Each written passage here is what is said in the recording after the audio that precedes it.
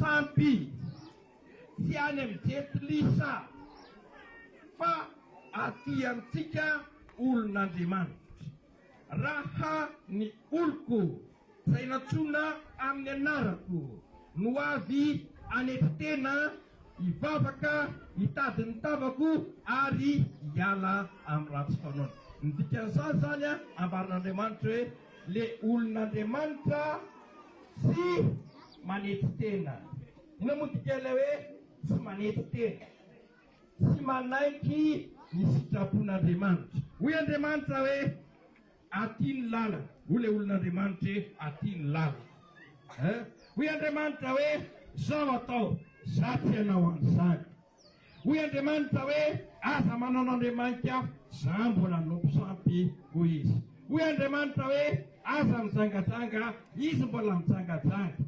Hoy Andriamanitra hoe aoko ao masina fiainanao izy mbola misokotoko. Tsy jetilisa io fa olona mivavaka, mety mpandray fanasan'ny tompo, olona tompona ndraikitra ao anatin'ny fiangonana fa tsy manetry tena manoloana ny sitrapon'Andriamanitra. Ka ny fanontaniana apetraka amintsika dia hoe mba tinareo hilatsaka ve ranonorana io e? Tinareo hilatsaka ny ranonorana? Zao le izy.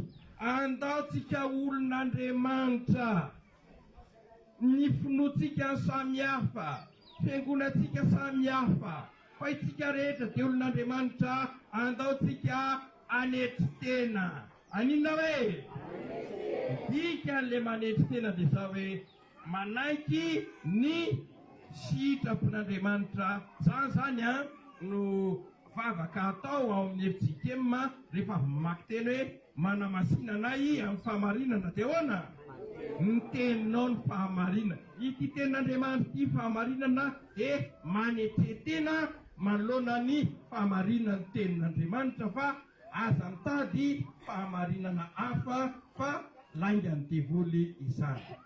Raha ny oloko Andriamanitra zany ohatran'ireny ray aman-dreny tena mijaly reny, maditra ny zanany, mireharezy hoe za zanak dady, za zanak mamy, kanefa le zaza maninona maditra. Dia marary ny fon'Andriamanitra hoe le oloko tsy mety manetry tena, le oloko tsy mety manaraka ny sitrapoko.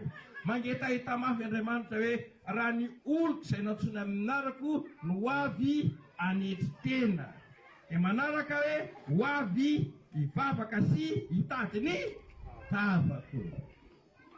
Nanay zany tsika makany am-piangonana ohatra, raha oharina amina efisikema zany zao ato dia hoe manao ny krismasy faharoa izay. Dia tonga zany le avany ambanivohitra any miaraka mivavaka eto Fiadanana.